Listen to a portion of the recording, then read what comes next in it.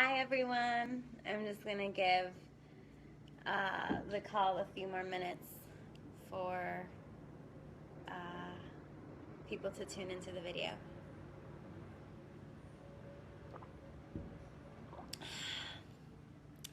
So it's been a while since I did a live video.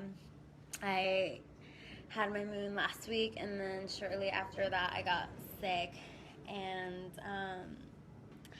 after this big full moon, what I've been receiving, noticing, realizing is how much the moon has been wanting me to be still and listen, and so in these last 3-4 days of doing absolutely the most minimal amount of work, I've been just taking it slow and easy, which has been really good and restorative for me. So there's so many things like I feel like I want to share today. I'm a little distracted right now because my puppy is out. And for those of you who don't know, I just adopted a street wild dog, and that's been a whole other journey. And so I don't know how long this video is gonna last, just because of her needs, and also because I'm still recovering from being sick. But I felt called to share a few things about racism, and also just kind of like violence and discrimination. You know, for me, it's like, not a big surprise that we have a president that has promoted racism, mainly because since I think when I was 12 or 13 years old, I was subject to my first racist, is it racial experience or whatever, in art class. It was advanced art in 7th grade. And I remember that I was talking to my friend who, we lived in the same apartment building back in my hometown, and it was easier or enjoyable for us to speak in Spanish for whatever reason. I love speaking Espanol. It's very pleasurable for me to hablar in my mother tongue. There's, I don't know why, but Espanol is very like sensual. You can feel it. I find English to be a very cold language. I mean, granted, like I'm sure there's like a whole other side to English that I probably haven't discovered in my public educational journey. But in general, like the simplicity of Spanish and what I know Spanish to be, it's very enjoyable for me. So just, I started speaking in Spanish with my girlfriend Alva at the time, and I don't know why or how or when, but all of a sudden there were these boys in our art class who were a year older than us, and all of a sudden they started to make fun of us, make fun of me and Alva, who, I'm pretty sure her mother was also an immigrant, and, my parents were immigrant. I was an immigrant. I still am an immigrant. I mean, yeah, I have dual citizenship, but that's a whole other conversation. But in a nutshell, okay, by the way, there's construction going on. And if it's a problem, there's a problem hearing my message, please let me know. I'll put on headphones or something like that, or speak louder.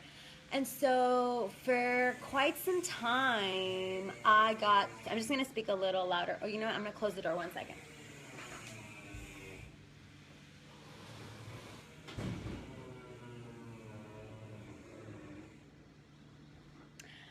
So, yeah, I as when we were speaking in Spanish, again, it was a very enjoyable experience. It was easy, and like it's not like I was trying to make myself feel better about speaking a different language, but I just really enjoyed the experience of speaking in Spanish. And then all of a sudden, these like kind of bullies, much older guys, started to make fun of us, and then every day it was like a new thing. Every day they would come up with a new way of making Alva and I feel small for speaking in Spanish, or it was it was like a daily thing. And after a while, I felt uncomfortable. I wasn't able to focus on my art class, and so I told the teacher, Miss Willie, and eventually, I don't actually clearly remember what it took for those guys, those eighth graders, to finally stop. But it was like, I remember it being a 3-month mission of them consistently bothering my friend and I for speaking in Spanish. But I remember we finally even went to talking to the principal, and it's not a very 100% clear memory, but I know that at one point I ended up talking to the principal, and granted, like by then I was like, your honor roll student. I was like a good girl. I was like really on top of my education, and so I never thought I would ever talk to the principal. And so she basically just told me, like, just speak in English, like, just to avoid problems. And I remember telling her, like, we're just talking. We're just talking like any normal student would be talking, and it just happens to be in Spanish. And so that was her way of telling us, like, just to avoid them to bother us, just speak in English. So I thought it was okay. I mean, I have the rest of the day to speak to Alva in English. So whatever, I'm in an English school, so I will comply with that. And so eventually they stopped. But I think what helped me get through that is that I was actually grounded in what it means to me, at least at that time of my life, what it means to speak in Spanish, what it means to be Mexican, what it means to be me, and why I am who I am, and why I speak these things. And so if I could like deliver a message to anyone who's going to be subject to racism, subject to some form of discrimination because of what's going on in the world, like really, I feel like it's an opportunity to deepen knowing who you are. I'm grateful that as soon as I became a permanent legal resident, which basically means I was legally allowed to live in the United States, that was the time that my mother took us back to Mexico, and we would spend the summers, basically since I was 9 years old, all the way to the 15th, to be with my family. I now have 42 first cousins, something like that. It was much smaller back then, but I got to really experience Mexico in my somewhat childhood and early teens, and that gave me such a rich cultural experience and appreciation for Mexico, for where I come from, and I really, really loved it. And so despite how uncomfortable it was to go through that experience, and also despite how like I felt my parents couldn't do anything about it either, I felt that what kept me somewhat sane and like strong through that journey was real, just knowing, like having this deep inner knowing that speaking Spanish is like a privilege. It's something to be great. It's something actually. It's a blessing. I was able to live in Italy for 4 months, getting around speaking in Spanish because it's very similar to Italian. I have lovers who love cuando habla español. I get to speak a different form, a different language that gives me access to a completely diferente mundo, to a completely different world. And so I felt that deep down inside, it only deepened my love for who I am. And so for anyone who is out there who's subject to racism, prejudice, discrimination of any kind of form during these times, you know, it's really an opportunity to deepen and explore, discover who you really are. Because when I got bullied as a 13-year-old Mexican immigrant for speaking Spanish in art class, it really gave me the opportunity to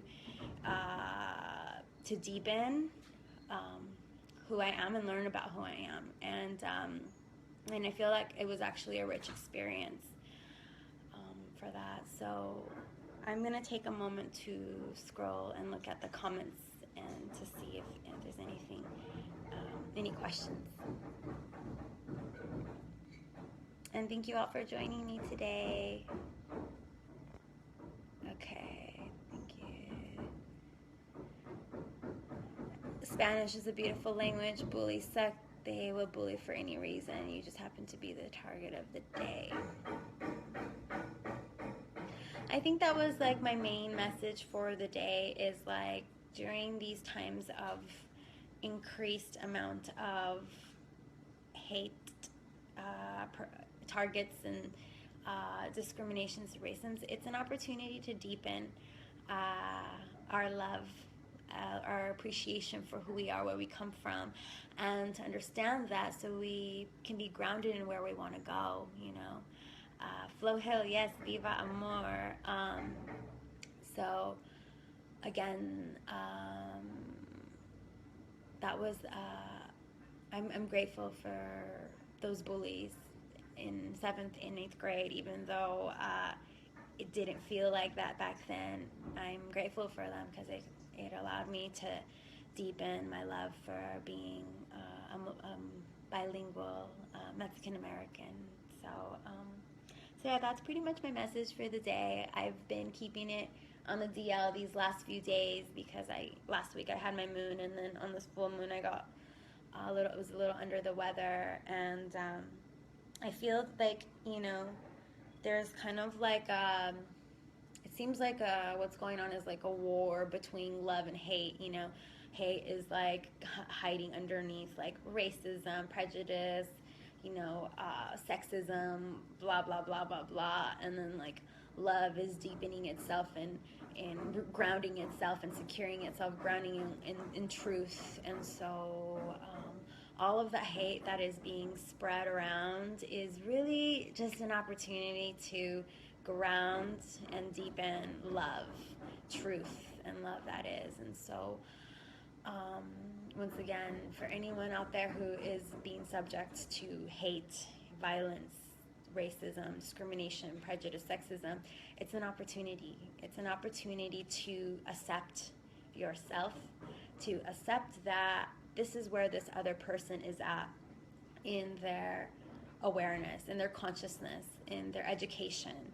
I'm not taking it personal. That's where they're at. I send them with love. And what does it mean to be Mexican? What does it mean to be a female? What does it mean to be a man? What does it mean to be a human being? Like, what does it mean to me? And how can I express that love back to the world such that others are inspired by that truth? Because love and truth is the only thing that exists. Everything else will fade away in the illusion that it is. So for all the people out there who have been spreading love and spreading awareness and truth, like, just wanted to send my appreciation to you guys for really putting your individual and collective effort to make this place a more safe and loving place to live.